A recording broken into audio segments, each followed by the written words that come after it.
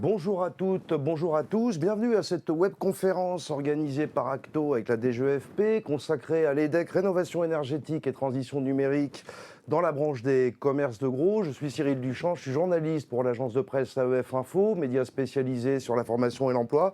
J'ai le plaisir d'être avec vous pendant 1h15 pour parler de cet EDEC.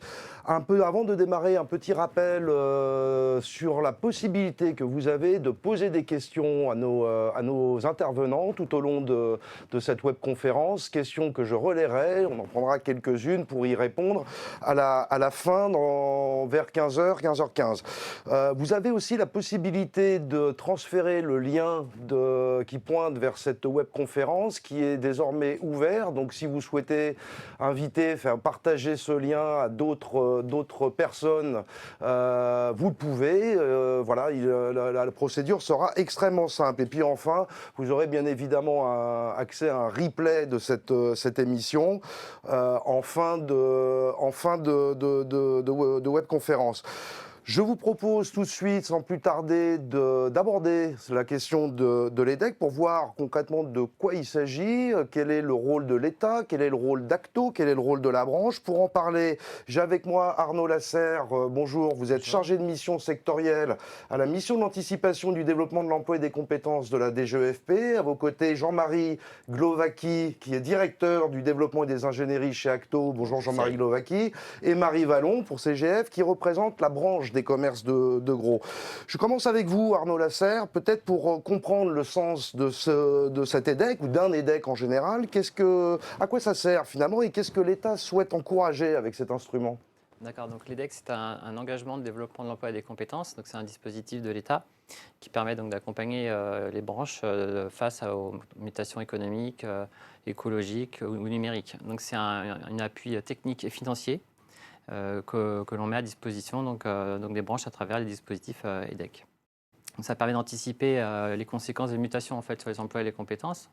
Ça permet également de mettre en adéquation les besoins des entreprises, la sécurisation des parcours professionnels des salariés et le contexte économique du marché du travail, notamment par exemple s'il y a des problèmes de tension de recrutement.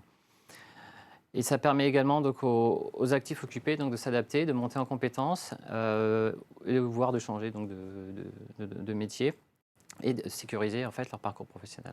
Ça passe par quoi ?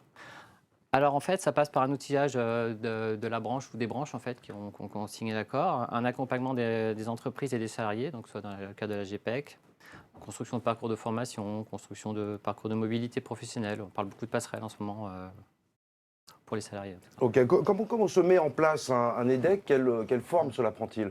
Donc en fait, c'est une négociation entre une branche ou plusieurs branches ou une filière et l'État qui aboutit donc à un accord cadre qui précise en fait les différents axes d'intervention. La mise en œuvre de l'EDEC en général est confiée à un OPCO, donc ici à Acto. Et donc il y a un pilotage en fait qui est paritaire entre l'ensemble des signataires, l'État, les branches, et les OS et les OPCO qu'il y en a. Et on y trouve quoi dans cet EDEC ? Quel est le contenu ? Alors on y trouve deux sortes d'actions. Un axe prospectif, donc qui permet de faire des études prospectives pour voir les évolutions en besoins en emploi, en compétences à 5 à 10 ans. Ça permet de développer par exemple des outils aussi numériques, des baromètres emploi ou des outils de GPEG dynamique. Et un autre aspect, c'est des actions, on va dire, plus en lien avec le développement de l'emploi et des compétences. Donc des parcours d'ingénierie de formation, ingénierie de certification. On trouve également des appuis conseils pour les entreprises en matière RH ou d'autres types d'appuis conseils. Des outils pédagogiques innovants. Par exemple, on avait mis des actions en place sur la FEST. On a travaillé aussi beaucoup sur l'attractivité des métiers, donc soit présentation des métiers, soit également aider les entreprises dans leur démarche de recrutement via la marque employeur notamment. Et puis, on trouve des outils de diagnostic sur la maturité numérique, écologique des entreprises. Et donc, aujourd'hui, on a une vingtaine d'accords au niveau national et une centaine au niveau régional. D'accord. Alors concrètement, pour cet EDEC, rénovation énergétique et transition numérique, dans la branche des commerces de gros, quelles sont les actions engagées dans les grandes lignes et puis quels sont les moyens qui sont alloués ? D'accord, c'est un accord qui a été signé en janvier 2022 par le ministère, la CGF, les organisations syndicales et Acto. Donc il est conclu jusqu'au 31 janvier 2026. Il a un budget global de 400 000 euros, dont la moitié est prise en charge donc, par l'État, c'est-à-dire 200 000 euros. Alors on a réalisé déjà pas mal d'actions, donc, notamment une étude prospective finalisée donc, à l'automne 2022, qui a permis de voir effectivement les évolutions en besoins en emploi et en compétences. et notamment un focus sur la maturité digitale des entreprises. On a travaillé aussi sur des modules de formation également, sur des nouveaux matériaux, produits liés à la transition écologique. Des outils pour une mise en place d'une démarche RSE pour les entreprises, avec tout un outillage, dont on parlera un petit peu plus tard. 2 vidéos de visites immersives pour présenter les métiers, donc là on est sur la partie effectivement attractivité. Et les dernières actions en cours, ce sont des appuis conseils en matière RH et plus particulièrement sur la RSE. Oui, alors effectivement, hein, les appuis conseils, la RSE, les outils immersifs, on va en parler durant cette webconférence. Merci beaucoup Arnaud Lasserre. Jean-Marie Glowacki, je vous passe la parole pour comprendre bien quel est le rôle finalement qui a été joué, qui est joué par Acto dans la mise en place de cet EDEC. Alors Acto, déjà, c'est l'opérateur de compétences de la branche des commerces de gros. Et à ce titre-là, on a une mission générale d'accompagnement, de conseil, notamment sur la dimension emploi-compétences pour les branches professionnelles. Et donc, la branche des commerces de gros a souhaité nous confier ce pilotage de l'EDEC. Et donc, ça a constitué, à travailler avec la branche en termes de conseil pour affiner le besoin, travailler sur le contenu, et puis assurer un pilotage sous couvert d'un comité de pilotage et des instances paritaires de la branche professionnelle sur l'ensemble des travaux qui ont été réalisés. Donc Arnaud évoquait un certain nombre d'actions qui étaient comprises et donc la coordination, la maîtrise d'œuvre de ces actions. Donc, et puis un élément important aussi, c'est le cofinancement à 50% de cet EDEC à hauteur de 200 000 euros au titre du budget de l'OPCO. Oui, et puis vous intervenez sous la forme d'un appui technique aussi auprès de la branche, qui a une dimension, on va dire, opérationnelle. Exactement. On est vraiment sur une approche où, d'une part, on coordonne des prestataires externes, parce qu'on a sur des expertises pointues, notamment dans la partie de l'étude prospective ou sur la conception des visites, mais également la mobilisation de nos expertises et de nos ingénieries internes au travers des équipes qui sont au sein de notre OPCO, et donc pour contribuer à concevoir, mettre en œuvre, mobiliser aussi avec l'appui de la branche les différentes entreprises qui ont contribué aux phases de conception.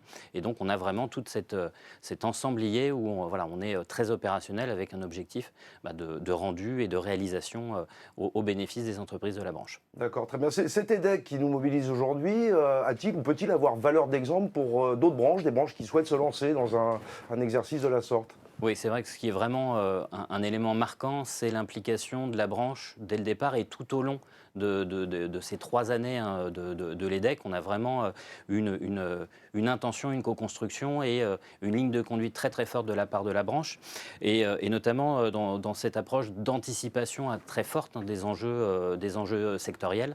Et puis un élément aussi qui est lié à la plasticité de cet EDEC, c'est la capacité de faire évoluer les actions et les axes et notamment le souhait de la branche en tout cas d'intégrer un élément fort dans la démarche RSE, et donc qui couvre un certain nombre de dimensions et dont on reparlera tout au long de l'après-midi, et avec aussi une démarche qui est un peu précurseur parce que ça a donné lieu à un essaimage auprès d'autres branches de ce type de démarche. Donc on a vraiment une approche exemplaire de la branche dans cette action. D'accord, effectivement, on va revenir tout au long de la webconférence sur un certain nombre d'illustrations pour montrer les actions concrètes qui ont été menées au titre de cet EDEC. Je me tourne vers vous, Marie Vallon. Vous représentez donc la branche. Jean-Marie Glowacki vient de souligner l'engagement de la branche au travers de cet EDEC. Peut-être vous pouvez nous rappeler les grands enjeux pour la branche. Quels étaient-ils? Quels sont-ils? Alors déjà, je tiens à remercier les membres du comité de pilotage paritaire qui ont été à la manœuvre pour la réalisation de cet EDEC. Je remercie également le service ingénierie, emploi et compétences ainsi que l'État sur leur engagement financier et puis également tout l'accompagnement et l'expertise pendant les 3 années que l'EDEC, de l'EDEC. Et particulièrement un grand remerciement notamment aux entreprises qui se sont impliquées, qui se sont investies à travers notamment la réponse aux enquêtes qu'on a pu mener dans le cadre de l'EDEC, également au travers les groupes de travail et puis les différents ateliers qui ont été mis en place. C'est un dispositif qui a permis d'accompagner des 17 secteurs d'activité que regroupe la branche et notamment les entreprises de la distribution du second œuvre du bâtiment et de l'industrie, qui représentent environ 900 entreprises et à peu près 50 000 salariés. Les enjeux pour ces deux secteurs ont été multiples et structurants, que ce soit la rénovation énergétique des bâtiments, la transition digitale ou bien la RSE, on en a parlé et on en parlera, l'évolution des attentes des clients ou bien la robotisation croissante des activités. Oui, alors voilà pour les enjeux. Peut-être un mot sur le contexte dans lequel s'inscrit cet EDEC. Comment la branche finalement s'est-elle emparée du sujet, a pris les choses en main ? Alors en fait, la branche s'est engagée à l'époque dans un contexte très favorable. Dès 2020, la rénovation énergétique était déjà reconnue comme un outil important pour lutter contre le changement climatique, notamment dans le cadre du plan de relance du gouvernement. Et ce sujet annonçait déjà les grandes lignes de la loi climat et résilience adoptée en 2021. Nous avons donc choisi d'agir très rapidement au niveau de la branche en lançant nos travaux dès 2019, avant même que la loi ne soit votée. Et ça a démontré notre volonté, en tout cas, d'anticiper les évolutions à venir et surtout de proposer des solutions concrètes pour répondre aux besoins des entreprises. Il y a un engagement de la branche et en plus un engagement de manière proactive. Quelles étaient les motivations de la branche à se lancer à ce moment-là ? Donc il y avait 3 priorités qui ont guidé tout le temps de l'EDEC. La première, c'est le maintien et le développement des compétences, notamment face à la transition écologique et énergétique. Il faut savoir que la rénovation énergétique implique la maîtrise de nouveaux produits techniques, que ce soit, à titre d'exemple, les pompes à chaleur, les bornes électriques ou les matériaux d'isolation ou les panneaux photovoltaïques, mais aussi la compréhension des dispositifs d'aide et de la réglementation. C'est vraiment un enjeu de formation continue et de transmission du savoir-faire. La deuxième priorité, c'était l'attractivité des métiers, en sachant qu'il s'agit de secteurs qui souffraient et qui souffrent toujours encore d'un déficit d'image. Pourtant, ces métiers sont porteurs de sens. Ils participent à la transition écologique, intègrent des technologies de pointe et offrent de réelles perspectives d'évolution. Il est essentiel de mieux les faire connaître, notamment auprès des jeunes, auprès des personnes en reconversion ou des demandeurs d'emploi. La troisième priorité, c'était la transformation digitale qui bouleverse ces métiers, que ce soit la digitalisation des ventes à travers le e-commerce ou sinon la robotisation des entrepôts ou la cybersécurité. Ces évolutions créent de nouveaux besoins en compétences, mais aussi de nouveaux risques. Et notre responsabilité au niveau de la branche, c'était vraiment d'accompagner cette transformation de manière inclusive. D'accord, donc 3 grandes motivations, si je résume, au moment des réflexions autour de cet EDEC, tout ce qui est lié aux compétences, le maintien, le développement des compétences, tous les aspects d'attractivité des métiers, on va en parler tout à l'heure, de l'attractivité des métiers, de la promotion des métiers dans la branche des commerces de gros, et puis évidemment ces enjeux liés aux mutations numériques, la transformation digitale. Sauf erreur de ma part, finalement la branche n'a pas retenu que ces 3 motivations, vous êtes allé plus loin. Tout à fait. Nous avons souhaité intégrer une dimension RSE à notre démarche, ce qui n'était pas du tout le cas à l'origine du projet. Un outil spécifique a donc été conçu pour accompagner notamment les TPE-PME du secteur qui représentent plus qu'une majorité d'entreprises. L'objectif, c'était vraiment de proposer un outil simple, opérationnel, pragmatique et surtout adapté aux petites équipes et à leur réalité pour permettre aux entreprises de s'approprier de manière progressive les enjeux sociétaux, environnementaux et économiques. C'est un outil qui ne doit pas être perçu comme une contrainte supplémentaire. Il constitue vraiment un levier de performance durable, un facteur d'engagement des équipes et surtout un atout pour l'attractivité des métiers. Merci beaucoup Marie Vallon. Alors ces questions liées à la RSE vont précisément faire l'objet de la table ronde qui suit. Merci beaucoup Arnaud Lasserre, merci Jean-Marie Glovacki. Je profite avant de lancer la première table ronde de vous rappeler que vous avez la possibilité de poser des questions tout au long de cette webconférence, questions que je me ferai un plaisir de relayer à nos intervenants. On va lancer donc la première table ronde, une table ronde qui est dédiée aux outils pratiques au service des entreprises du secteur.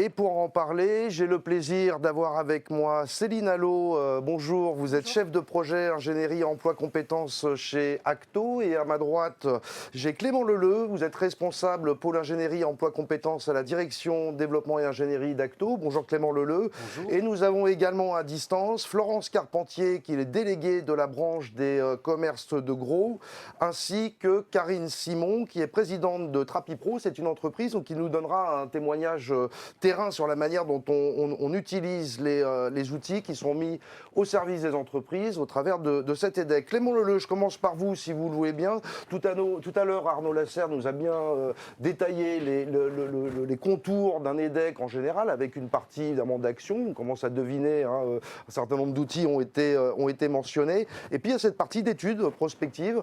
Peut-être un mot, une rapide présentation, mais enfin, avant d'avoir les résultats précis de cette étude prospective, peut-être rappeler les différents enjeux auxquels cette étude renvoie. Oui, tout à fait. Alors, il est important de rappeler d'abord que cette étude, elle a été réalisée et livrée en septembre 2022, donc pour les secteurs de la branche des commerces de gros qui ont été nommés. Et donc, elle ne tient pas compte de la conjoncture économique actuelle, ni du facteur d'évolution des mutations, notamment en particulier en lien avec la transition des technologies, enfin, l'évolution des technologies numériques sur les derniers mois et années. Donc les objectifs de l'étude, en effet, ils ont été rappelés. C'est bien d'identifier les évolutions ayant cours au sein des entreprises et les impacts de ces évolutions sur les métiers et les compétences, évaluer la maturité digitale des entreprises et identifier les besoins en matière de formation. Parmi les principaux enjeux auxquels renvoie l'étude, on retrouve, comme l'a précisé Marie Vallon, la rénovation énergétique des bâtiments, la transition digitale, la responsabilité sociétale des entreprises, l'évolution des attentes clients et également la robotisation sur les métiers notamment de la logistique. Alors, quels sont les principaux enseignements qu'on tire de cette étude? Est-ce qu'elle a permis d'objectiver un certain nombre de besoins du côté des entreprises? Oui, complètement. D'abord, plusieurs constats renvoient à des problématiques en matière de recrutement et d'attractivité des secteurs. Donc, d'abord, tous les métiers du commerce sont en tension, avec notamment une entreprise sur deux qui exprime des difficultés de recrutement au niveau des métiers de technico-commerciaux et commerciaux itinérants. Près d'une entreprise sur trois évoque également des difficultés de recrutement sur les métiers de commerciaux sédentaires et vendeurs comptoirs. Et pour un quart des entreprises, ce sont des difficultés sur les métiers de la logistique, magasiniers, préparateurs de commandes. Cependant, les autres métiers sont également concernés par des problématiques de recrutement, notamment les métiers de référents, experts techniques, responsables d'agence, acheteurs, responsables des achats. On identifie des facteurs explicatifs par rapport à ces problématiques de recrutement. Alors, les entreprises témoignent du fait que pour 80% d'entre elles, c'est le manque général de candidats qui ne permet pas en fait, de recruter sur ces métiers-là, avec également l'expression d'un manque de compétences en lien avec les métiers attendus, et puis également des exigences importantes de la part des candidats. Pour près de 30% des entreprises, elles témoignent du fait qu'il y a certainement un déficit de notoriété de la distribution professionnelle et un manque d'attractivité pour les métiers concernés. Manque d'attractivité, mais aussi quand il est question de difficultés de recrutement, on a affaire à des besoins en compétences qui doivent être abondés. Quelles sont les attentes des entreprises sur ces aspects-là, en termes de compétences? Alors, sur le volet des compétences, donc c'est bien les évolutions réglementaires relatives aux performances des bâtiments qui entraînent une évolution notamment des besoins clients, mais également des produits et des équipements qui sont proposés par les professionnels de la distribution et donc aussi un impact sur la posture de conseil.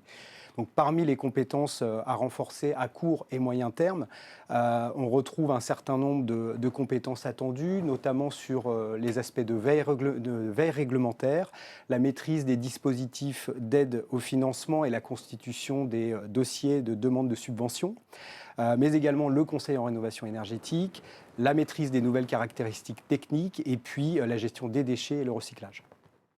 Si on rentre spécifiquement sur les caractéristiques techniques à maîtriser, eh bien, on retrouve en fait tout le périmètre d'activité des secteurs, donc à savoir le matériel en génie climatique, la qualité de l'air intérieur, le matériel électrique, l'isolation thermique par l'extérieur, matériel sanitaire, matériaux biosourcés et puis les systèmes de pilotage, ainsi que l'ensemble du champ des pièces détachées. Alors justement, est-ce que technique, système de pilotage, ça me fait penser au numérique. Qu'en est-il du côté du numérique? Alors oui, je Compétences rappelle numériques. en effet que cette étude a été réalisée en 2022, livrée en 2022. Donc il y a forcément des évolutions continues sur l'impact des technologies du numérique aujourd'hui au sein des entreprises. Mais en effet, on a travaillé sur la maturité, l'étude de la maturité digitale des entreprises, et on voit qu'on a une hétérogénéité sur cette maturité. Cependant, toutes les entreprises se digitalisent et sont concernées par cet aspect. Donc ça implique des évolutions sur toute la chaîne d'activité, à travers les processus métiers, que sont l'approvisionnement, la gestion des stocks, les achats, l'administration. Et puis, il y a également le sujet de la multiplication des canaux de distribution qui, au regard de la digitalisation des pratiques commerciales, vient impacter les entreprises au titre des réseaux sociaux, du e-commerce et puis de l'exploitation de la data. En gros, plus d'une entreprise sur deux, au moment de la réalisation de cette étude, juge que la maîtrise des outils du numérique et le niveau débutant est attendu et suffisant pour pouvoir accompagner notamment les logiciels de gestion de la relation client et de planification des ressources de l'entreprise, donc les CRM et les ERP, donc vis-à-vis des professions et les métiers du commerce. Et à l'inverse, les entreprises estiment qu'une maîtrise plus poussée des outils numériques est moins stratégique, en tout cas à cette période de 2022, et que les entreprises peuvent s'appuyer sur des référents qui vont être capables d'accompagner et d'appuyer les équipes de commerciaux. Donc l'enjeu se situait à ce moment-là plus sur l'acculturation et l'accompagnement au changement des équipes. Oui, accompagnement et appui des équipes, ça passe aussi par la formation, Clément Leleu. Et pour cela, je vous propose d'en parler avec Florence Carpentier, puisqu'une des réalisations de l'EDEC sont précisément les modules de formation sur les énergies renouvelables. Bonjour Florence Carpentier. Alors un mot peut-être pour comprendre pourquoi avoir créé ces modules et à quelles problématiques répondent-ils? Alors, il s'agit de 3 modules de formation construits pour répondre à un besoin précis exprimé à la suite d'une enquête réalisée auprès d'un panel d'entreprises dans le secteur des distributeurs d'équipements et solutions électriques, génie climatique, plomberie et sanitaire. Ils répondent à un besoin de développer de nouvelles compétences dans le milieu de la rénovation énergétique des bâtiments et permettent d'accompagner les entreprises face au développement de nouvelles installations, tout en proposant un renforcement de l'aspect conseil auprès des clients. Alors, bien que ce besoin ait été exprimé par un secteur en particulier de la branche des commerces de gros, ces modules métiers sont ouverts à toutes les entreprises de la branche. Ils sont disponibles sur le site Acto via le site dédié qui s'appelle Espace Formation, pour compléter l'offre des services déjà existante. Alors, Espace Formation, c'est un site dédié qui simplifie les démarches des entreprises et facilite le développement des compétences des salariés grâce à un catalogue de formation accessible en ligne qui permet de faire des recherches par thématique, date, région, avec des organismes de formation sélectionnés par appel d'offres publiques. Et ces 3 modules s'invitent donc dans une offre globale de formation regroupant de nombreuses thématiques telles que par exemple le management, le commerce ou la logistique. Et les conseillers emploi-formation d'Acto sont disponibles pour présenter ce site particulier et accompagner les entreprises dans leur démarche. Très bien, on prend bien note que ces 2 modules s'inscrivent dans ces 3 modules s'inscrivent dans l'offre plus globale d'Espace Formation. Mais alors concrètement, à quoi ressemblent ces modules et puis comment ont-ils été conçus? Alors, chacun de ces 3 modules est proposé déjà sur une durée de 14 heures, consécutives ou non, l'idée étant de faciliter le départ en formation des salariés. Ils peuvent être suivis de manière totalement indépendante les uns des autres ou sous forme de parcours en fonction des besoins. Dans un premier temps, on propose un module qui s'intitule « Les fondamentaux des énergies renouvelables ». Donc là, on va y aborder entre autres le fonctionnement énergétique d'un bâtiment et les différentes solutions existantes en énergie renouvelable. Ensuite, on approfondit avec un second module portant sur la formation technique aux panneaux photovoltaïques. On y évoque les fondamentaux de l'énergie solaire photovoltaïque, la connaissance du produit et de son fonctionnement, jusqu'au développement d'un argumentaire technique valorisant les énergies renouvelables. Et enfin, le troisième module, qui s'intitule « Identifier une solution énergie renouvelable et dimensionner un projet », a pour objectif, lui, de permettre à l'apprenant d'analyser un rapport d'audit énergétique et un diagnostic de performance énergétique pour identifier et proposer la solution la plus opportune à son client. Ok. Très rapidement, à qui s'adressent ces modules? Ça correspond à une évolution des métiers, on imagine? Oui, alors ces modules, ils s'adressent principalement aux commerciaux itinérants, vendeurs conseils, commerciaux sédentaires, qui doivent orienter leur clientèle dans le choix de solutions de rénovation de plus en plus techniques. Leur rôle de conseil est central. Ils sont définis comme des apporteurs de solutions proposant un service complet à leurs clients professionnels. Et donc les contenus de ces modules permettent une adaptation et une évolution des compétences qui sont aujourd'hui indispensables pour maîtriser les caractéristiques techniques des nouveaux produits et produits émergents. Donc tout cela s'inscrit vraiment dans une logique d'action en lien avec les compétences à développer qui ont été identifiées dans les travaux de prospective réalisés par la branche pour ce secteur. Parfait. Merci beaucoup, Florence Carpentier. J'en profite pour répondre. Je me permets de répondre très directement à une question qui a été posée là à l'instant, qui demande la signification de l'EDEC. Alors, c'est vrai qu'on a toujours un peu la mauvaise habitude d'user et abuser d'acronymes. Donc, quand on parle d'EDEC, on parle d'engagement, développement de l'emploi et des compétences. Je parle sous votre contrôle, c'est bien ça, Oui, c'est ça, hein, tout à fait. engagement, développement de l'emploi et des compétences. Passons justement au déploiement d'une démarche RSE avec vous, Céline Allot. La RSE est au cœur de cet EDEC. Ça a été mentionné tout à l'heure par Marie Vallon. C'est un des développements qui n'était pas forcément prévu au départ, mais qui est bien là. Ça concerne toutes les entreprises? Oui, toutes les entreprises sont concernées par la RSE, puisqu'en fait, la responsabilité sociétale des entreprises, c'est finalement l'intégration volontaire de préoccupations sociales et environnementales, du coup, dans les activités commerciales et dans les relations avec les parties prenantes. Ce qui fait que ce sont des actions qui vont au-delà des obligations réglementaires. Donc, toutes les entreprises, quelle que soit leur taille, peuvent engager une démarche RSE. Et ce qu'on constate, c'est qu'en fait, la plupart font déjà de la RSE sans finalement l'avoir déjà formalisé. Et les outils qu'on a développés, c'est évidemment les aider à formaliser les choses. À partir de là, quelles sont les principales motivations des entreprises à s'engager dans une telle démarche? Alors, il y a plusieurs raisons qui peuvent pousser une entreprise à s'engager. Il y a des raisons externes. Par exemple, ça peut être simplement de continuer à travailler avec des fournisseurs ou des clients qui se sont eux-mêmes engagés dans une labellisation, par exemple, ce qui fait que ça exige aussi des clients et des fournisseurs qu'ils le soient eux aussi. Mais ça peut être aussi des raisons internes, par exemple réduire les coûts, tout simplement, mais aussi anticiper les futures réglementations, notamment pour les plus petites entreprises, puisqu'elles ne sont aujourd'hui pas soumises à certaines réglementations européennes, mais elles anticipent finalement, en les anticipant, voilà, elles prennent un petit peu un coup d'avance. Et puis, il peut y aussi y avoir des raisons d'attractivité, on en parlait tout à l'heure, finalement attirer les bonnes compétences. On sait que la RSE aujourd'hui peut faire la différence entre deux offres d'emploi, et finalement un jeune, et pas forcément d'ailleurs qu'un jeune, va être attiré vers ce type d'entreprise. Oui, c'est un des grands marqueurs, l'attractivité, la promotion, c'est évidemment un des grands marqueurs. Alors, il y a un certain nombre d'outils qui ont été créés dans le cadre de cet EDEC, parce qu'il s'agit de les accompagner, ces entreprises, dans la voie vers la RSE, donc les accompagner dans leur réflexion. Quels sont ces outils?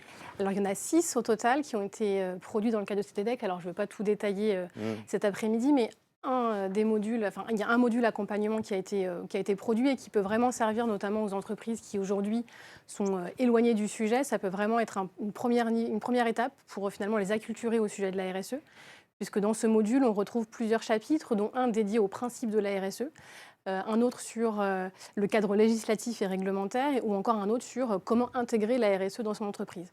Donc c'est vraiment un module d'accompagnement, c'est un format PDF, il est téléchargeable sur le site d'Acto. Ce n'est pas de la formation, c'est vraiment un premier niveau en fait, de sensibilisation. Les entreprises sont évidemment libres d'aller plus loin, notamment en mobilisant des modules disponibles sur Espace Formation dédiés à la RSE, qui sont en général sur 1 ou 2 jours. Et voilà, en tout cas, il y a ce premier module qui est disponible. Un autre outil qui est vraiment très important dans l'outillage, c'est le référentiel RSE que nous avons mis à disposition. C'est un référentiel qui se base sur la norme ISO 26000, qui est vraiment la norme internationale unique qui vise du coup à fournir la ligne directrice de la responsabilité sociétale. Et en fait, un des objectifs du référentiel, c'est vraiment d'accompagner les entreprises dans la mise en œuvre de leur démarche, dans la structuration de leur démarche, en cohérence avec les grands enjeux du secteur. Parce que ce qui est important de souligner, c'est que ces outils-là ont vraiment été co-construits avec la branche des commerces de gros et avec les entreprises des secteurs concernés. Donc ils sont vraiment, voilà, c'est vraiment un RSE contextualisé aux défis et aux enjeux du secteur. On peut voir ce qu'on trouve dans ce référentiel sans forcément détailler chaque enjeu? Oui, alors en fait, le référentiel est articulé autour de 4 grandes thématiques. On a 16 enjeux au total, et les 16 enjeux sont construits en fait de la même façon.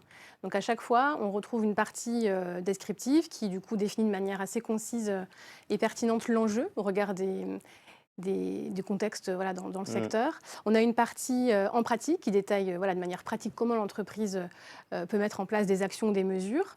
Et puis, on a une partie grille de cotation qui est vraiment voilà, le cœur aussi du référentiel, qui décline en fait sur 4 niveaux qui permettent d'évaluer en fait le niveau de maturité de l'entreprise.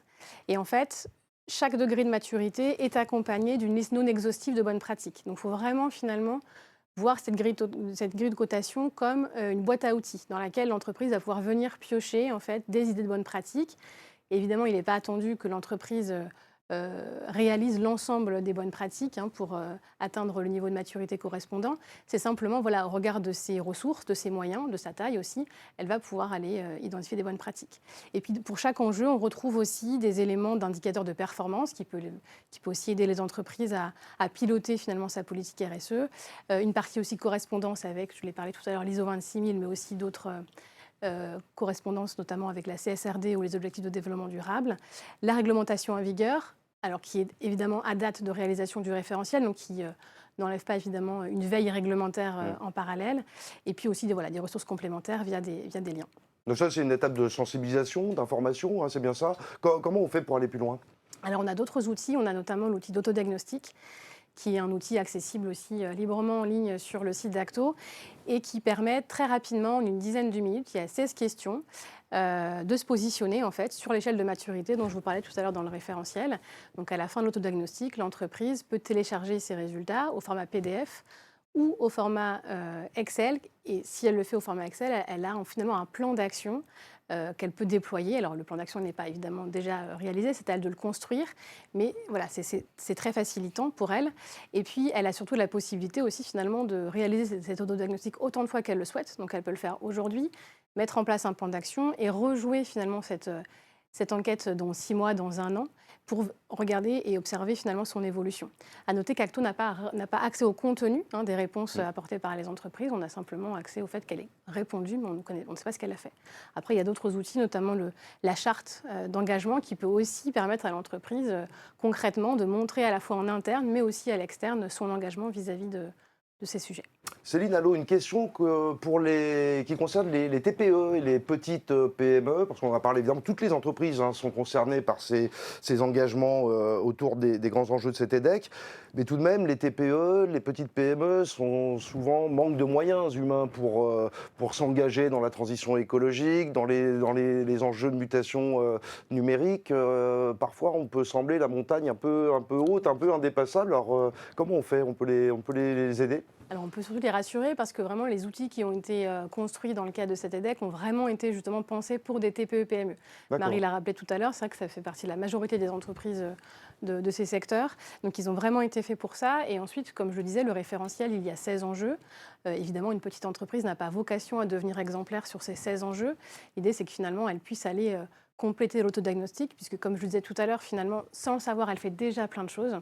Et c'est simplement identifier finalement là où elle aurait progressé et y aller marche par marche en choisissant 1 ou 2 enjeux dans un premier temps et puis ensuite compléter avec d'autres enjeux. En tout cas, je les invite vraiment à aller découvrir les outils parce que c'est vraiment des outils très pratiques qui ont vraiment été pensés pour des petites entreprises sans forcément avoir beaucoup de moyens. Oui, alors justement, je vous propose de regarder une vidéo de témoignage d'une entreprise, alors qui n'est pas une toute petite entreprise, mais enfin qui est une PME d'une 50aine de salariés, je crois, qui est dans l'Ain. Il s'agit de Pia Gazil et qui s'est engagé dans une démarche RSE, qui va nous expliquer comment ils font. Ils ont participé, avec d'autres entreprises d'ailleurs, évidemment, à la construction de ces outils qu'on vient de découvrir. On les écoute. À noter juste que cette interview a été réalisée il y a quelques semaines. On regarde. je suis Amandine Frachis, chargée de communication pour Pays Agazil et Solmer Distribution, deux entreprises de distribution de produits de décoration adhérentes à la FND. Et j'interviens aujourd'hui puisque j'ai participé aux différents travaux initiés par la FND pour la co-création du référentiel RSE du second œuvre du bâtiment. Chez PIA et Solmur, la question de la RSE en tant que telle a commencé à se poser plutôt récemment. Depuis début 2023, on commence vraiment à avoir une volonté de structurer la démarche et également d'identifier des personnes référentes sur la question. Et c'est donc moi qui ai la charge de la RSE au sein des sociétés. Du coup, la RSE, au premier abord, elle peut un peu rebuter puisqu'on y voit souvent des nouvelles contraintes et des coûts supplémentaires. Mais une fois qu'on met un peu le nez dedans, on se rend compte que de la RSE, en fait, on en fait déjà tous, notamment avec le tri des déchets, par exemple, ou le don à des associations. Ce qui a été beaucoup plus difficile pour nous, c'est vraiment de réussir à identifier, à organiser toutes les démarches qui appartiennent à la RSE et de structurer concrètement la démarche, de réussir à faire un plan d'action associé, à mettre des échéances temporelles et à vraiment intégrer la RSE à la vision globale stratégique de l'entreprise. En plus, en ce qui me concerne, je ne suis pas issue d'une formation spécialisée sur le sujet de la RSE. Et du coup, je me suis vite sentie perdue, comme un bon nombre de dirigeants ou de référents RSE au sein des TPE et PME. Et je ne savais vraiment pas par quel bout commencer au sein de cette RSE et pour avoir des résultats concrets. L'autre point fort des travaux, c'est la boîte à outils qui va sortir. Comme j'ai pu l'aborder, pour nous, ce qui a été vraiment le plus difficile, c'est structurer la démarche RSE une fois qu'on avait réalisé l'état des lieux des démarches RSE qui sont déjà en place au sein de la société. Et ces outils vont vraiment nous permettre déjà d'effectuer un premier diagnostic de ce qui se fait en termes de RSE au sein de la société. Ensuite, ça va nous permettre de connaître notre implication RSE à date. Et pour finir, ça va nous permettre d'établir un plan d'action sur plusieurs années. Par exemple, lorsqu'on parle de RSE, on va d'abord penser à l'écologie et l'environnement, mais il y a tout un côté sociétal et social qui a tendance à être un peu oublié. Quand je parle du côté sociétal et social, je parle de comment, en tant qu'acteur, on s'inscrit au niveau local pour être une entreprise moteur de la vie collective, par exemple en faisant des dons ou du sponsoring, mais aussi qu'est-ce qu'on fait, qu'est-ce qu'on met en place pour participer à la qualité de vie au travail de nos collaborateurs, quel sens on donne à leur mission. Ça passe notamment par les valeurs défendues par l'entreprise. Et ça, c'est des choses qui vont être mises en avant avec cette boîte à outils, alors qu'on aurait tendance à pouvoir y mettre en secondaire ou y oublier un peu lorsqu'on développe sa RSE. Donc vraiment pour moi, cette boîte à outils, c'est une aide précieuse qui va permettre déjà d'identifier des mesures qui appartiennent à la RSE. Et ensuite, ça va être un support qui va nous accompagner dans le déploiement de la politique RSE à notre rythme.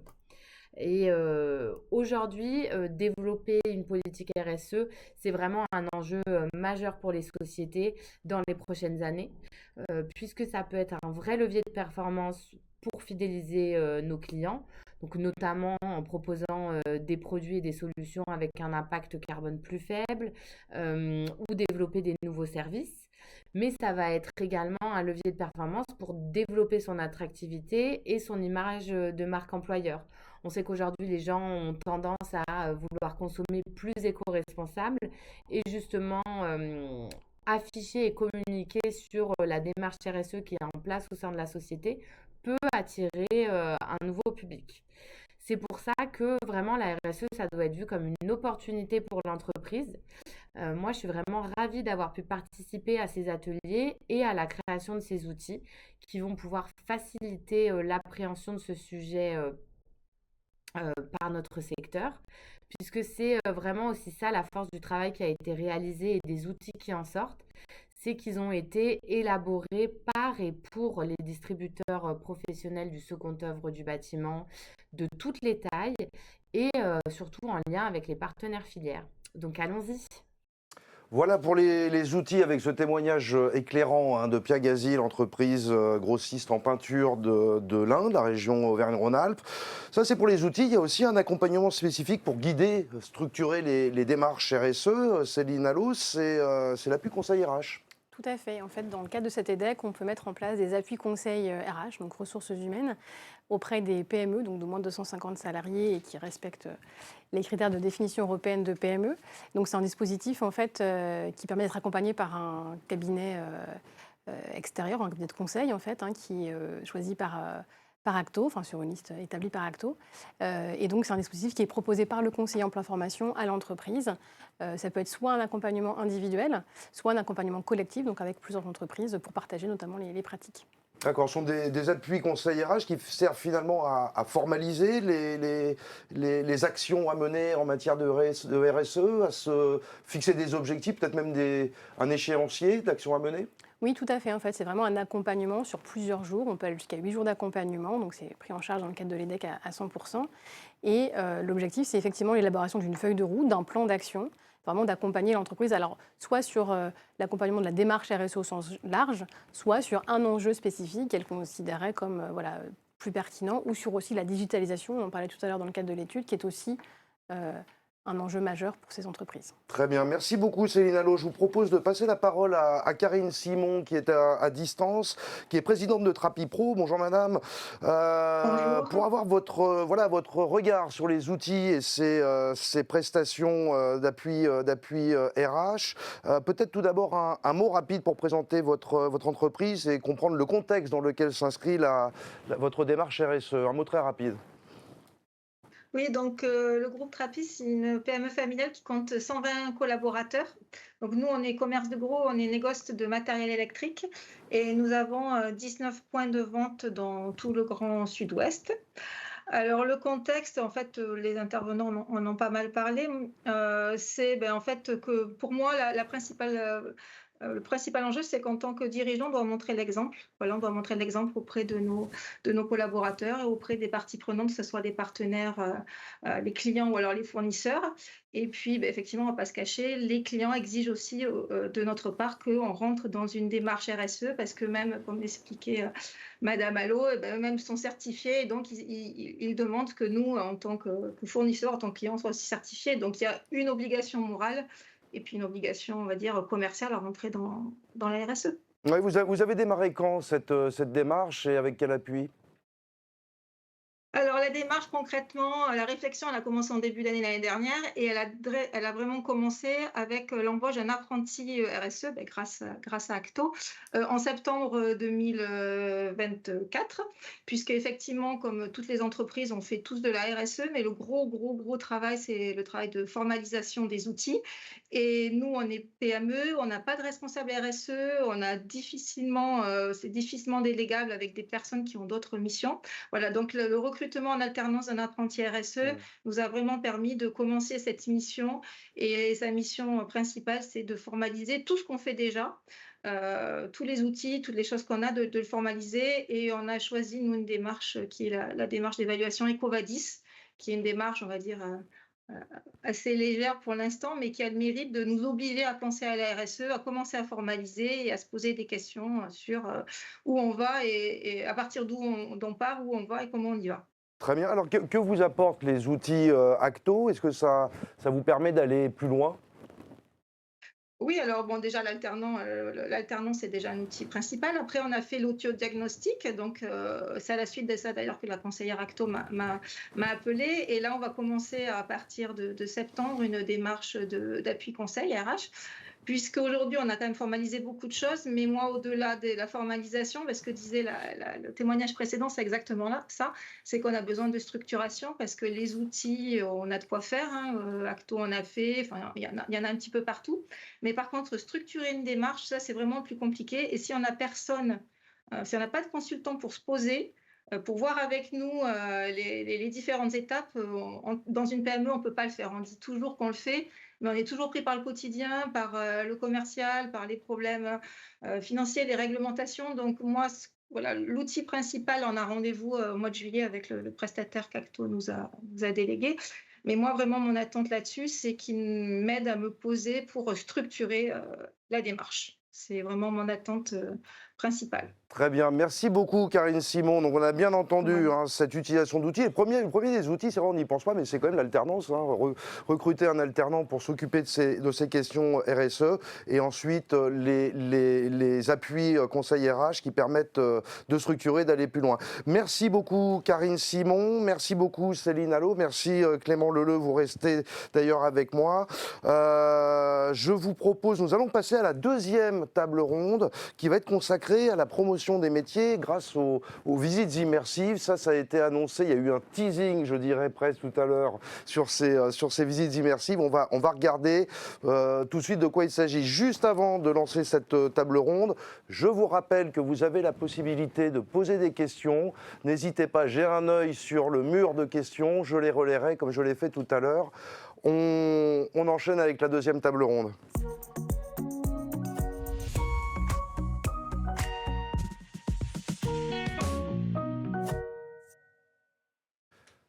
Voilà, donc table ronde consacrée à la promotion des métiers et des secteurs grâce aux visites immersives, grâce à la réalité virtuelle. Pour en parler, donc Clément Leleu, que vous connaissez, je rappelle votre titre, responsable pôle ingénierie, emploi, compétences à la direction développement et ingénierie d'Acto. À vos côtés, nous avons Hélène Monjardet. Bonjour madame, vous êtes responsable des partenariats du monde économique de l'UNML. L'UNML, c'est l'Union nationale des missions locales. Et puis François Pernin, qui est à ma gauche, qui est directeur adjoint alternance pour Acto dans les Hauts-de-France, pour avoir des retours très terrain, des retours terrain dans les régions, des retours aussi du côté des partenaires d'Acto. Clément Leleu, avant de passer la parole à ces retours terrain, peut-être d'abord un mot quand même sur pourquoi Acto mise sur ces technologies immersives en vue de promouvoir les métiers, et en particulier bien sûr les métiers de la branche des commerces du gros.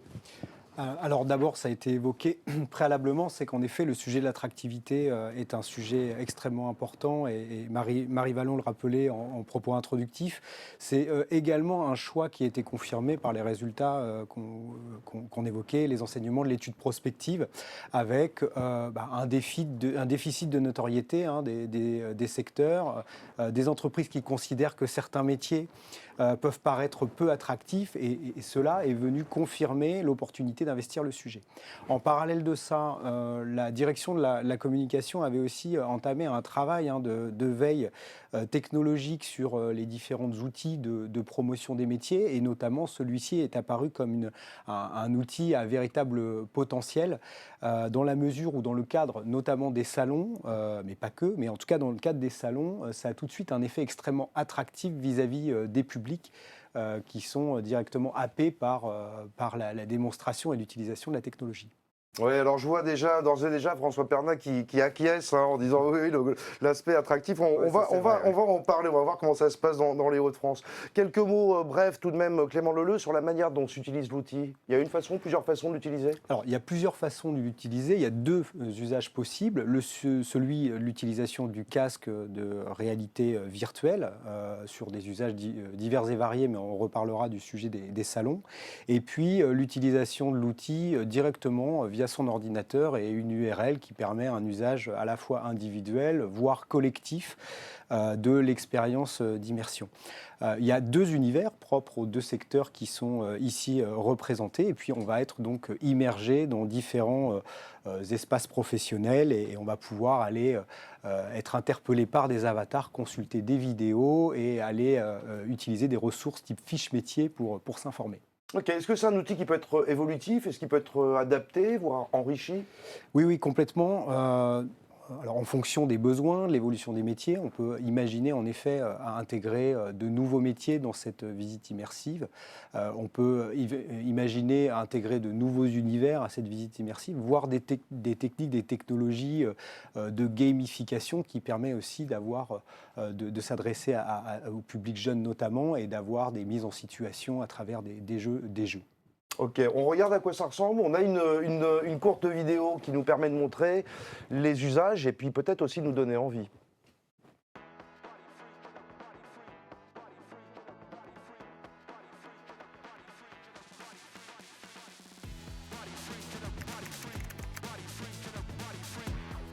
Bonjour, je suis Marine, responsable d'agence. Au travers de cette visite immersive, vous allez plonger dans l'univers de la décoration.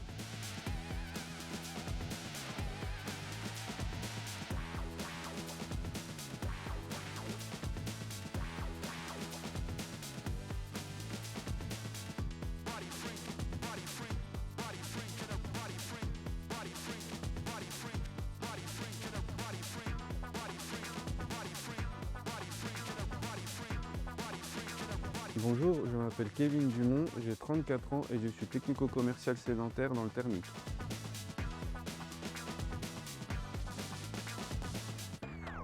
Nous exerçons aussi une véritable influence sur le traitement des commandes et du rapprovisionnement, ce qui fait baisser directement notre empreinte carbone. L'utilisation des tablettes, simulateurs 3D et autres outils de réalité virtuelle, création de sites marchands et désormais l'intelligence artificielle ont complètement transformé notre approche commerciale.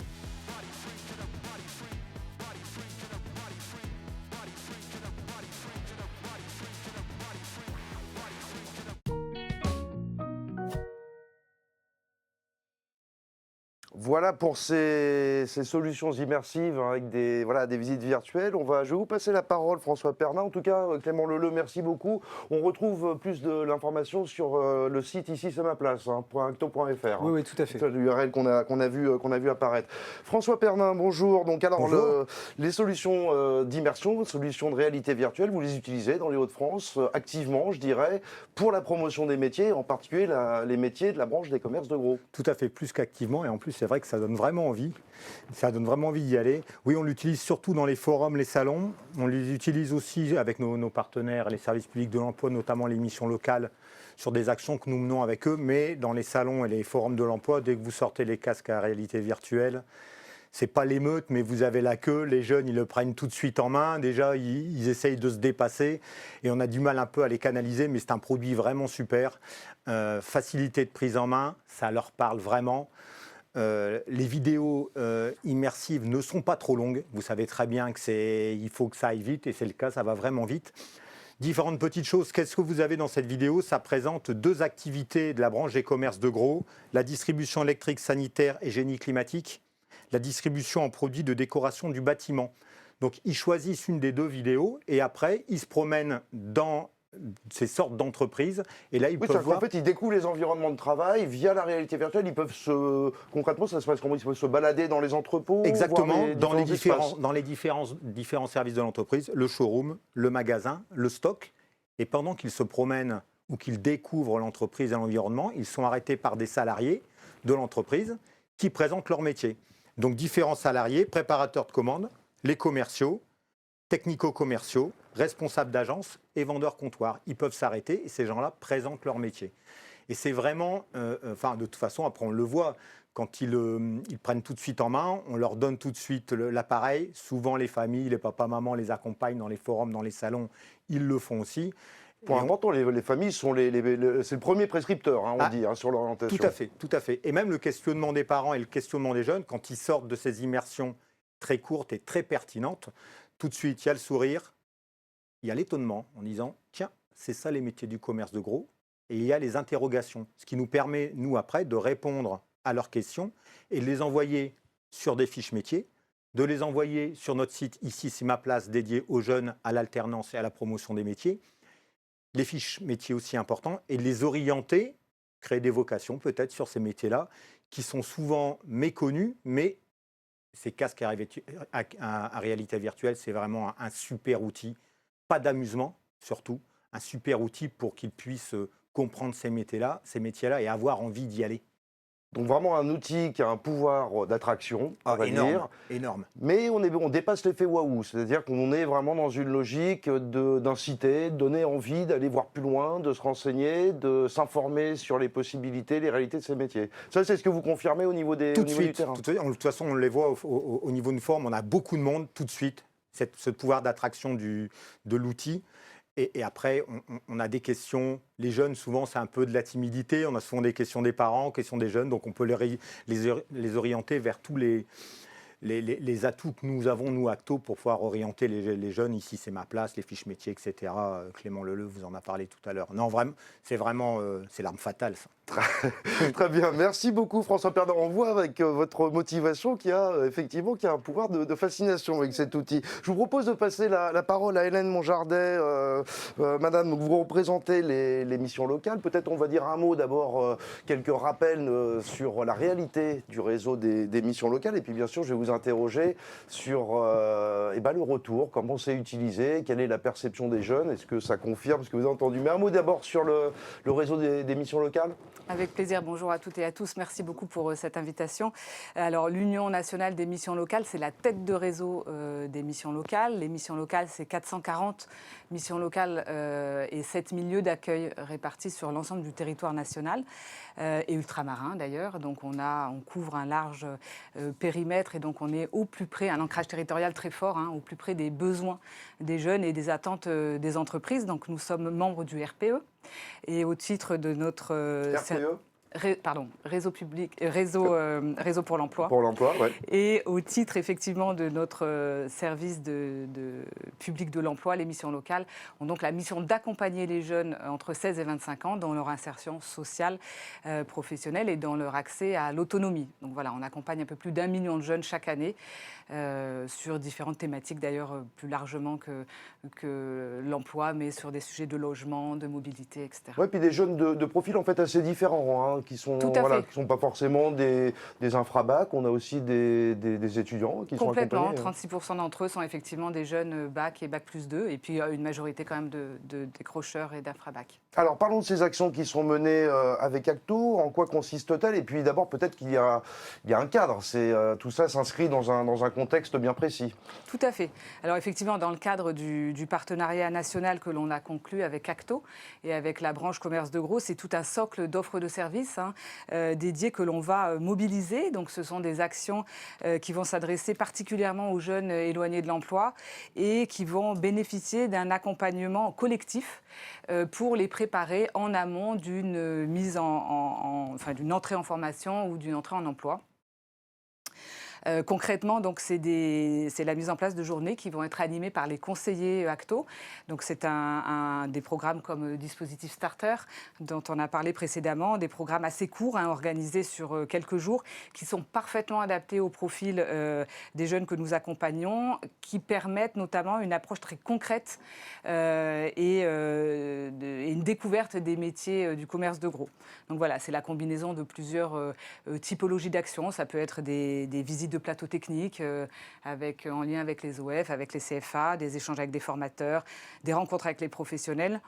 Voilà. Et ce qu'on retient, donc, c'est des résultats très concrets, avec une mise en relation pour ces jeunes avec les CFA, avec les entreprises, des retours positifs des jeunes qui sont satisfaits, peu ou pas d'abandon d'ailleurs dans le cadre de ces actions qui sont proposées par les missions locales. On intervient, nous, évidemment, au niveau de la mobilisation des jeunes.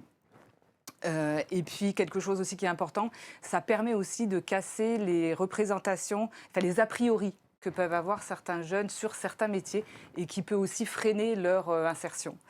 Voilà. Et un dernier point que je voudrais souligner, c'est effectivement ce qui fonctionne dans ce type d'action, c'est la mobilisation d'un écosystème. Oui, c'est la clé. Insertion-formation à l'échelle locale, donc les CFA, les entreprises. Voilà. Et c'est donc la valeur ajoutée aussi de cet accord national avec Acto qui nous permet effectivement d'accompagner les jeunes et de sécuriser leur accès à l'emploi. Hélène Monjardet, quelle est la perception des jeunes? Est-ce que les missions locales, les ARML et les missions locales, les 440 missions locales du territoire, vous remontent les mêmes constats enthousiastes que ceux dressés par François Perdant? Oui, tout à fait. Ça fonctionne bien, oui, complètement, oui. Alors avec le même enthousiasme, effectivement, des outils et des solutions immersives qui sont tout à fait adaptés aux jeunes que l'on accompagne. Vous le décriviez très bien, des dispositifs dispositifs qui sont plutôt innovants, inspirants, dont les jeunes vont se saisir très facilement, de manière aussi assez intuitive, avec beaucoup d'aisance, et puis qui sont proposés en fonction de l'avancée du jeune dans son parcours. Donc il y a plusieurs éléments. Ça peut être pour, comme vous le disiez, susciter, donner envie. Ça peut être aussi dans le cadre d'une confirmation de projet professionnel, par exemple en amont d'une POI ou voilà, d'une préparation opérationnelle à l'emploi, individuelle ou collective, exactement, ou POC. Voilà. Et donc tout un travail qui est aussi effectivement en amont fait avec l'accompagnement, les professionnels des missions locales. Ça peut être, alors c'est organisé en général dans le cadre des parcours SEJ, contrat d'engagement jeune, des jeunes que l'on accompagne, et c'est toujours lié à, il y a toujours un avant et un après, c'est-à-dire que à la suite de ces ateliers et de l'utilisation de ces casques virtuels, il y a des échanges qui sont organisés avec les professionnels, et puis effectivement ça permet, comme vous le disiez, de donner du sens, pour les jeunes de se projeter dans une situation professionnelle. Et puis peut-être un dernier point aussi qui est pas négligeable, c'est ça permet également aussi de lever les difficultés de la mobilité, d'aller vers les entreprises. Effectivement, là pour le coup, c'est voilà. Ouais, je retiens en particulier de votre intervention le fait, évidemment, dans cette logique de parcours, avec cet accompagnement par les conseillers des missions locales, de pouvoir finalement avoir recours à l'outil, que ce soit au travers des vidéos immersives ou avec la réalité virtuelle à différents moments du parcours. C'est bien ça, pour gagner en efficience dans les réflexions des jeunes sur leurs projets professionnels. Merci beaucoup Hélène Monjardet, merci Clément Leleu, merci beaucoup François Pernin. Nous en restons là pour cette dernière table ronde. Nous allons passer à un temps d'échange sur la base des questions que vous avez posées. Il n'est pas tard, vous pouvez encore en poser. J'en ai quelques-unes que je vais adresser à nos intervenants. On envoie un petit jingle pour la séquence questions-réponses.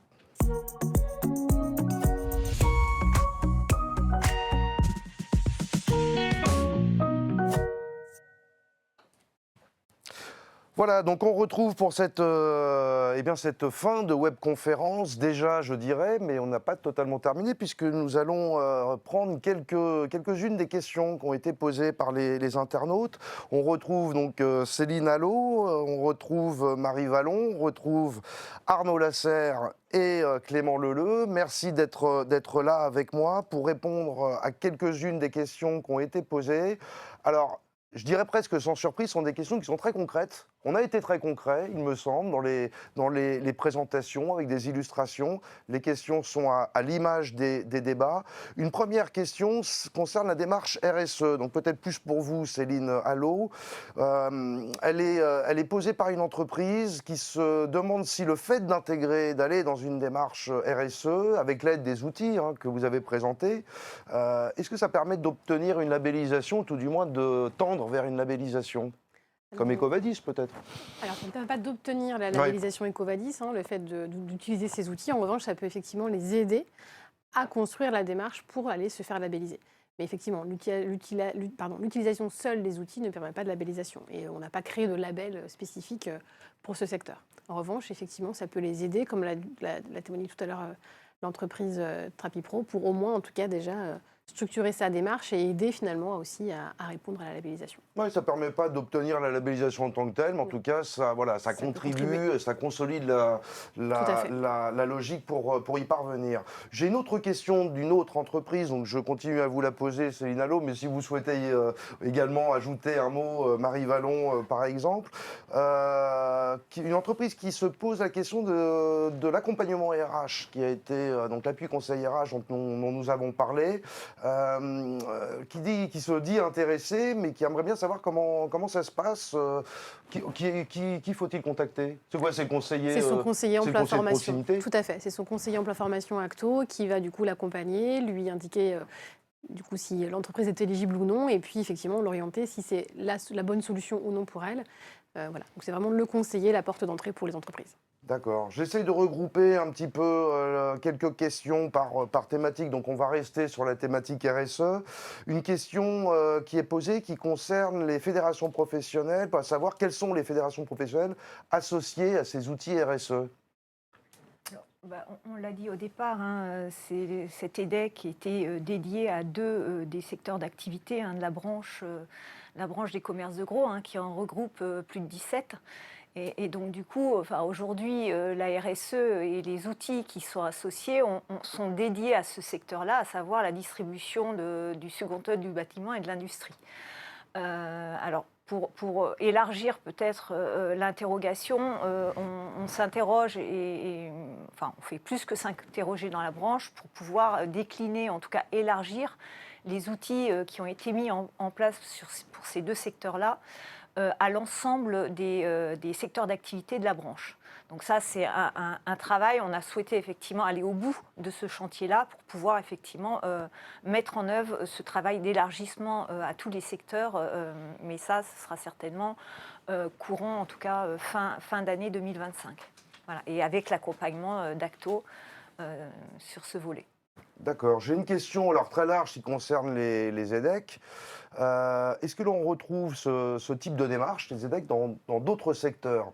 Je crois que oui. Sauf erreur de ma part, il me semble qu'on a une vingtaine d'EDEC nationaux, c'est ça, recensés, Arnaud Lasserre ? Une vingtaine, hein. On couvre tous les secteurs, ça va de l'industrie au service, en passant par la santé, le commerce. Voilà, donc c'est des démarches en fait qui permettent de répondre à des problématiques communes, hein, en fait, de tous ces secteurs. C'est les problèmes de recrutement, d'attractivité. Nous, État, on pousse aussi les branches à travailler sur la transition écologique, donc des actions en lien avec ces problématiques-là. Et puis on voit dans nos accords plus récents poindre, même rapidement, l'IA et toutes les questions qui se posent sur les évolutions en emploi et en compétences. Donc voilà, donc on va pousser, nous, sur les prochains accords, ces sujets-là. Oui, pour compléter, à périmètre des branches ressortissantes d'Acto, d'autres branches sont engagées dans des engagements de développement des emplois et des compétences. La branche du transport aérien notamment, la branche des organismes de formation et les branches du bois. Voilà, ce sont des accompagnements qui sont proposés également à ces branches. Ok, merci pour ces précisions. J'ai une question qui concerne les modules de formation sur les énergies renouvelables, modules qui ont été présentés tout à l'heure par Florence Carpentier. Je ne sais pas si elle est avec nous encore en ligne, mais je pense que vous pouvez y répondre. Les modules de formation m'intéressent. Comment faire pour m'inscrire ? Florence Carpentier, pour quelqu'un intéressé par ces modules, vous avez été très convaincante. Écoutez, c'est le même principe, c'est ce que je disais, chaque entreprise a un interlocuteur Acto qui est dédié, donc il suffit de se rendre sur la page internet acto.fr dans la rubrique contact pour pouvoir identifier donc soit son interlocuteur ou être rappelé. Et donc il suffit de se rendre sur le site espaceformation.acto.fr. Vous allez créer tout simplement, comme quand vous allez sur un site lambda, votre accès, en mettant votre numéro de sirène, différentes informations qui vous sont demandées. Et vous allez pouvoir créer votre espace en ligne directement, tout seul. Ça va vous générer donc un identifiant. Vous allez gérer votre mot de passe, créer votre mot de passe, et vous aurez accès en ligne à ce catalogue qui regroupe des milliers d'actions de formation, en plus des 3 modules dont on a parlé concernant l'énergie renouvelable. Merci Florence Carpentier. Une question très précise, il est important d'être effectivement très clair concernant les outils RSE qui ont été développés dans le cadre de cet EDEC. Est-ce qu'ils sont spécifiques aux secondes œuvres du bâtiment ou pas ? Ils sont spécifiques parce que co-construits par ces entreprises. Et effectivement, donc, maintenant, une entreprise de la branche de commerce de gros pourra quand même, malgré tout, aussi retrouver quelques enjeux, notamment sur la thématique d'engager une démarche RSE. Hein. Ça ne change pas grand-chose qu'on soit du secteur de la distribution professionnelle ou, par exemple, de l'alimentaire. Après, voilà, effectivement, c'est plutôt dans les exemples de bonnes pratiques et dans certains enjeux où il y aurait peut-être moins de compatibilité, mais malgré tout, voilà. Et notamment le module d'accompagnement aussi, sur les principes de la RSE, sur comment engager une démarche RSE, ça peut parler aussi aux autres entreprises des autres secteurs. Ok, très bien. Allez, une dernière question qui concerne les partenaires, puisqu'on a eu le témoignage tout à l'heure d'Hélène Monjardet au titre des missions locales, autour de ces solutions immersives de technologie de réalité virtuelle. Alors j'imagine que ça a dû plaire, ça a dû intéresser. Surtout que le teaser est bien fait, la vidéo donne envie. Enfin, je ne sais pas ce que vous en avez pensé, mais je trouvais que c'est... Voilà, et puis le témoignage de François Pernin, effectivement, donne aussi envie d'en savoir un peu plus. Alors la personne demande, je ne sais pas si c'est quelqu'un qui reprendre les E2C ou EPID, enfin bon, tout l'écosystème d'accompagnement de jeunes. La question est, en tant qu'organisme qui accompagne des jeunes dans leur parcours professionnel, comment peut-on utiliser les visites immersives, à comprendre vers qui s'adresser, qui peut donner l'autorisation d'utiliser les vidéos, enfin voilà, comment ça se passe? Conseiller de proximité aussi? Alors, en fait, les vidéos, elles sont la visite immersive sous format URL, c'est-à-dire utilisation via son ordinateur, est accessible librement sur le site Ici c'est ma place. Donc là, il suffit en fait d'aller sur la page relative à la branche des commerces de gros pour avoir accès directement à l'outil et l'utiliser dans n'importe quel contexte d'accompagnement professionnel. Il est possible aussi de se rapprocher des équipes alternance et projets d'Acto en région pour pouvoir envisager l'organisation d'un accompagnement ou d'une animation spécifique, comme on l'a précisé précédemment. Donc 2 possibilités. Après, c'est vrai que l'utilisation du casque nécessite une petite logistique, mais qui n'est pas difficile en soi à mettre en place. D'accord, très bien. Et puis une dernière question finalement, alors ça c'est moi qui pose la question, mais c'est de manière un peu générale, parce qu'on a vu le sens de l'EDEC, on a vu les outils qui ont été mis en place et les développements qui sont proposés. Évidemment tout ça, ça doit s'inscrire dans des contextes spécifiques pour chaque entreprise, selon la typologie de l'entreprise, selon sa taille, selon ses enjeux de développement d'activité, pour avoir les solutions adaptées. La clé d'entrée, la porte, c'est quoi? C'est le conseiller de proximité, là, en l'occurrence. Pour aller voir plus loin, savoir un peu plus de ce qu'il en est, pour avoir des adaptations aux spécificités de chacun. Oui, tout à fait. Ça a été rappelé notamment par Florence Carpentier. En effet, la porte d'entrée aujourd'hui de l'accompagnement de l'entreprise, ce sont les conseillers qui interviennent en proximité. Donc, les entreprises peuvent en effet se rapprocher des équipes conseils pour ensuite avoir un accompagnement dédié à leurs besoins. Parfait, merci beaucoup Clément Leleu, merci beaucoup Marie Vallon, Arnaud Lasserre et Céline Allot, merci beaucoup pour ces précisions. Nous toucherons là à la fin de cette webconférence. Avant de nous quitter, un petit rappel de ce que je disais au tout début. Vous aurez accès au replay de la webconférence. Un mail vous sera envoyé vous donnant accès au lien dans les prochains jours. Ce sera également un contenu vidéo qui sera évidemment accessible sur la chaîne YouTube d'Acto. Et puis, vous avez sur le site d'Acto un certain nombre de ressources. Vous devriez voir un flashcode s'afficher, voilà qui est fait, qui pointe vers un espace dédié pour en savoir plus sur cet EDEC rénovation énergétique, transition numérique dans la branche des commerces de gros. Vous y trouverez quantité d'informations utiles. Merci à tous nos intervenants, merci à vous les internautes qui nous avez suivis pendant cette heure et quart, et je vous souhaite une excellente journée.